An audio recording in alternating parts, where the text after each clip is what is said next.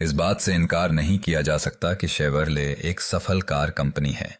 आखिरकार उन्होंने हर साल केवल अमेरिका में ही लाखों कारें बेची हैं। लुई शेवरले को यह कार बहुत पसंद थी। ये बड़ी थी, स्टाइलिश थी और सबसे महत्वपूर्ण बात, ये बेहद ताकतवर थी।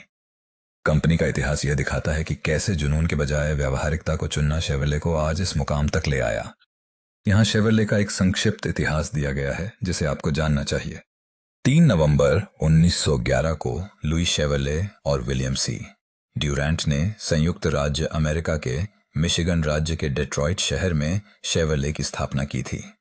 लुई शेवरले एक स्विट्जरलैंड के रेस कार ड्राइवर थे जिनका उपनाम शेवरले इस कार कंपनी का ब्रांड नाम बना। William C Durant General Motors की स्थापना के पीछे की प्रमुख शख्सियत थे। कहानी तब शुरू हुई जब शेवरले की रेसिंग क्षमताओं ने ड्यूरेंट का ध्यान खींचा, जिससे जनरल मोटर्स के संस्थापक ने उन्हें 1909 में ब्यूइक की रेसिंग टीम में शामिल कर लिया। लेकिन रेसिंग ही शेवरले का एकमात्र जुनून नहीं था। वे कारें डिजाइन करना और बनाना भी चाहते थे, और यही इच्छा आज की दुनिया की सबसे सफल कार ब्रांडों में से एक की शुरुआत बनी। पहली शेवरले कार थी सीरीज सी क्लासिक 6, जिसे लुई शेवरले और उनके मित्र एटियन प्लांच ने मिलकर डिजाइन किया था।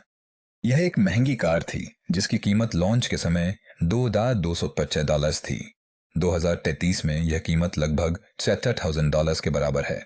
इसकी ऊंची कीमत का एक कारण इसका विशाल पसंद नहीं थी। वे आम जनता के लिए अधिक किफायती विकल्प बनाना चाहते थे। शेवरले की पहली कारें बिना किसी लोगो के बनाई गई थीं, जिसे ड्यूरेंट बाद में बदलना चाहते थे। वो पहली कारें जिन पर आप बोट आए लोगो दिखा, वे थीं 1914 की Chevrolet H2 royal mail roadster और AH4 बेबी ग्रैंड। ये शेवरले की पहली किफायती कारें थीं। 1966 में प्रकाशित एक आधिकारिक दस्तावेज के अनुसार यह लोगो पेरिस के एक होटल में ड्यूरेंट द्वारा देखे गए एक वॉलपेपर डिजाइन से प्रेरित था। ड्यूरेंट की बेटी एक और कहानी बताती हैं कि ड्यूरेंट ने खाने के बीच डाइनिंग टेबल पर बैठे बैठे शेवरले का लोगो स्केच किया था। वहीं वर्षों बाद ड्यूरेंट की विधवा ने एक और संस्करण बताया। उनके अनुसार ड्यूरेंट ने यह डिजाइन एक अखबार के विज्ञापन से प्रेरित होकर बनाया था। ड्यूरेंट आम जनता के लिए किफायती कारें बेचना चाहते थे, जबकि लुई उच्च श्रेणी की रेसिंग कारें बनाना पसंद करते थे। कंपनी के भविष्य को लेकर दोनों के बीच मतभेद इतना बढ़ गया कि 1914 में लुई शेवरले ने कंपनी छोड़ दी, अपने शेयर ड्यूरेंट को बेच दिए और फ्रंटेनैक नाम से एक नई कंपनी शुरू की जो रेसिंग कारें बनाती थी। दुर्भाग्यवश फ्रंटेनैक और ऑटोमोबाइल उद्योग में लुई के बाद के सभी प्रयास असफल रहे। अंततः उन्होंने निराश होकर शेवरले में वापसी की, लेकिन इस बार साझेदार नहीं बल्कि एक मैकेनिक के रूप में। ड्यूरेंट की आम लोगों के लिए सस्ती कारें बनाने की कोशिश रंग लाई और शेवरले जल्दी ही फोर्ड जैसी बड़ी और स्थापित कंपनियों को ड्यूरेंट शेवरले से मिली कमाई का इस्तेमाल करके जनरल मोटर्स में अपना नियंत्रण दोबारा हासिल करने लगे। 1998 में उन्होंने एक बार फिर जनरल मोटर्स का नियंत्रण संभाला और तुरंत शेवरले को इसके बैनर तले लाकर ब्यूइक और कैडिलैक जैसी अन्य डिवीजनों के साथ जोड़ दिया।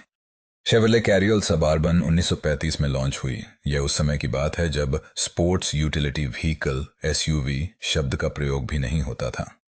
उस समय की अधिकतर कारें हल्की लकड़ी की बॉडी से बनी होती थीं, लेकिन सबआर्बन ने इस परंपरा को तोड़ते हुए ऑल स्टील बॉडी पेश की जिसमें 8 यात्री बैठ सकते थे। यह कार बेहद सफल रही और कुछ वर्षों बाद जनरल मोटर्स ने शेवरले सबआर्बन के अपने संस्करण भी लॉन्च किए। शेवरले ने विशेष रूप से 1950 और 1960 के दशक में अमेरिका के ऑटोमोबाइल बाजार पर गहरा प्रभाव डाला। इसी दौर में कुछ सबसे प्रतिष्ठित मॉडल सामने आए, जैसे कि कोरवेट, बेल एयर और कोरवेयर।